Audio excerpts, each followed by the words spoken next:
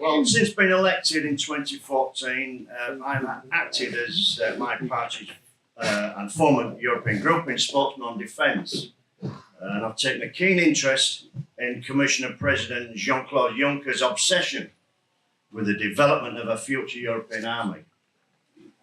I think everybody here today can probably agree that following the events in Kashmir over the past week, the term frozen conflict is rather abstract and absurd characterisation of a form of war. For those continually living within conflict zones, those whose communities, homes, and very lives are threatened by war every day, there is a little frozen or passive about the potential violence that they face. This view is supported by a recent report by Dr. Philon Morat, who said, and I quote, "Embracing the term frozen conflicts could amount to a hypocritical approach that claims the situation is frozen while the post-conflict effects are visible and evolving." Far from being frozen, this type of conflict often sees the waging of a side-by-side propaganda war that rages no matter the political or physical state of the fighting. While often ignored, these propaganda wars can be equally as dangerous as the fighting itself in terms of conflict resolution.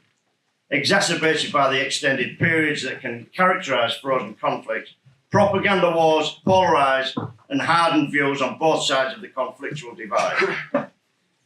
This not only makes attempts at conflict resolution even more difficult in the immediacy, propaganda wars also increase the likelihood of future breakouts of hostilities. Therefore, for me, a better descriptor of this type of conflict would be that of a volcano war. Essentially, a conflict that on the surface seems to have sustained periods of passivity while continuing to bubble underneath, followed by rapidly escalating outbursts of fire and fury, which in turn has the potential to destroy everything within its sphere of influence. Volcano conflict is an especially accurate analogy when the major protagonists in the conflict are nuclear armed states such as India and Pakistan, brought to a face-off through the actions of a non-state actor. However, while the continuing conflicts in Kashmir is a constant security worry, there are similar issues within the European sphere of influence that demand an equally robust response from policymakers and conflict resolution practitioners. Since the breakup of the Soviet Union, we've seen unresolved conflicts arise on an unprecedented scale, most notably in Georgia, Armenia, Azerbaijan, Moldova, and the Ukraine. Many of these conflicts can be described as new wars, a term defined by British professor Mary Calder in her efforts to characterise and offer new policy response to warfare in the post-Cold War era. Calder says new wars are characterised by violence between varying combinations of state and non-state networks and are often low intensity in nature. That fighting is often undertaken in the name of identity politics as opposed to ideology. And these conflicts often attempt to achieve political rather than physical control of the population through fear and terror, while being financed not necessarily through the state, but through other predatory means that seek the continuation of violence. New wars have also been defined by other authors and academics using terms such as wars among the people, wars of the third kind, hybrid or privatised wars, and postmodern wars. While Calder's new wars theory is not without its critics and detractors, and while not every attribute of the theory applies to each of today's frozen conflicts in Europe, her theory does go somewhere to giving an accurate starting point for unravelling their complexities. I also support Calder's assertion that while these wars may not be new in the way they are fought, new perceptions of conflict are needed to understand the issues and in the development of new policy response. We are to end this type of conflict successfully. Looking at the ongoing war in Donbass and other areas where latent conflicts are an issue, we can see how Calder's theory is highly relevant. The fighting is mainly low intensity, conducted by a mixture of state and non-state actors on both sides of the conflict, and is identity-based in its nature. While each of the new war attributes must be considered and addressed by those seeking conflict resolution, there is also another unifying factor in Europe's frozen conflicts. All these conflicts, one way or another, involve Putin's Russia. For me, if we are to have any chance of finding a successful path to conflict resolution in many of today's frozen conflicts, we must look at change within the wider Russia-US-EU relationship. Let me explain. In the Donbass conflict, much of the hostility has been caused by Kiev pulling away from its traditionally close relationship with Moscow and instead leaning into the expansionist embrace of the European Union. While Russia still sees the US as its main rival, the EU is an increasing issue, especially in terms of military expansionism. And however, I'll come to this later, but while the 2013-14 Euromaidan revolution was seen as a defining moment in Ukrainian politics, it also acted as a catalyst for Russian annexation of Crimea and a sponsorship of the Donbass war. Looking at this action from a purely strategic point of view, rather than an issue of legitimacy in international law, Russia's action in Crimea gives it unparalleled influence in the Black Sea and a complete control of its southern flank security, while the Donbass war protects its western flank from NATO and EU influence. But why does Russia feel the need to act in this way? On the most basic level, Russia feels threatened. The last European dictator to take an interest in Russia cost the country approximately 30 million people dead and devastated much of the country's west. It was for this reason Stalin seized much of the Eastern Europe to use a buffer between the West and Russia in a state of affairs that was only to be dismantled with the collapse of the Soviet Empire. However, contrary to the expectations of many international relations practitioners, post-Soviet Russia has not entered the democratic Western family of nations and largely remains, apart from the West, in what one commentator described as a clone of the late Soviet Union, only without the communist ideology.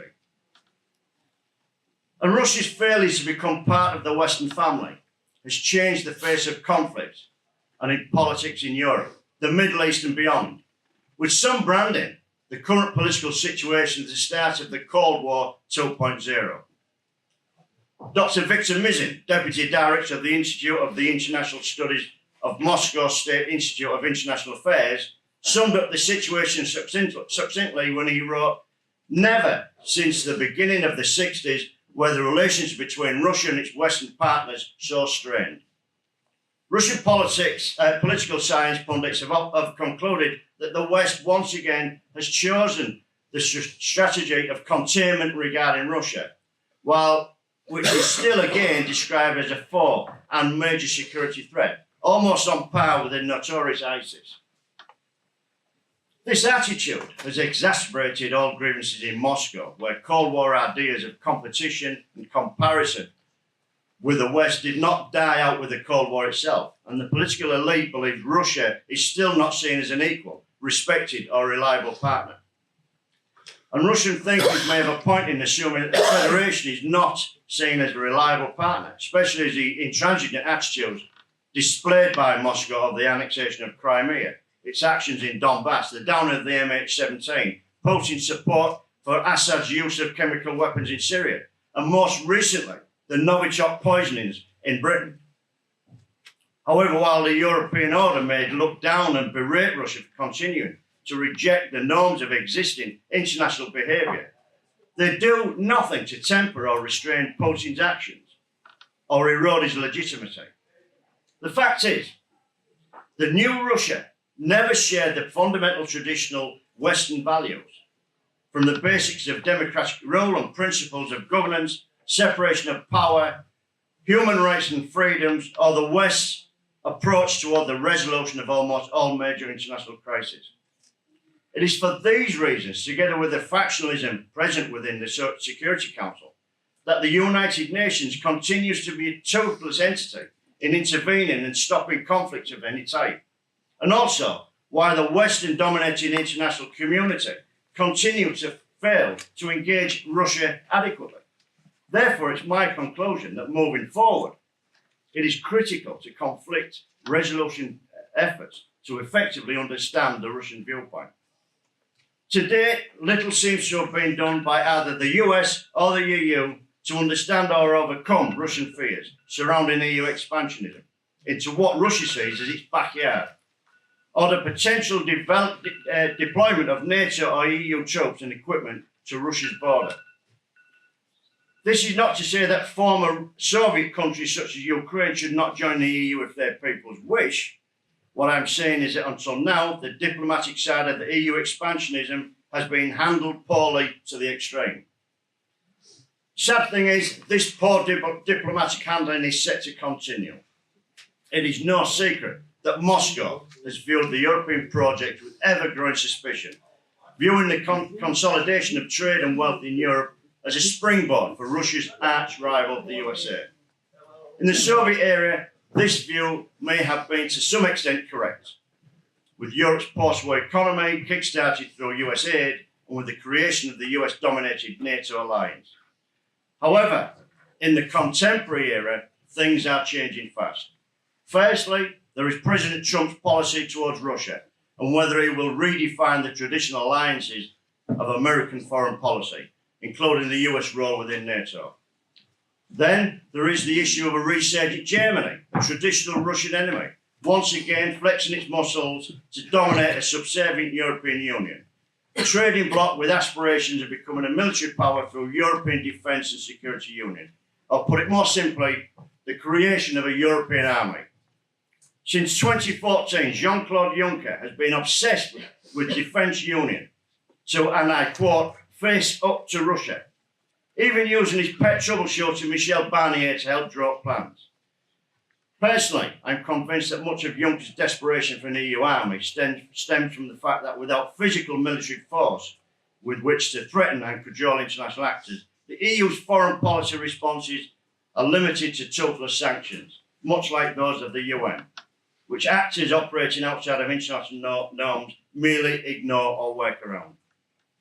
The creation of an EU army has been slow, largely ignored, but an always ongoing process since defence union became a priority under the Lisbon Treaty. EU defence structures controlled by the Union's High Representative now include several political control committees, its own military staff, an intelligence and situation centre, the Security and Defence College. Added to this, EU forces also boast EU NAVFOR, battle groups, European Air Transport Command, and the powerful EU Coast Guard and Border Force, formerly known as Frontex, much of which duplicates and rivals NATO.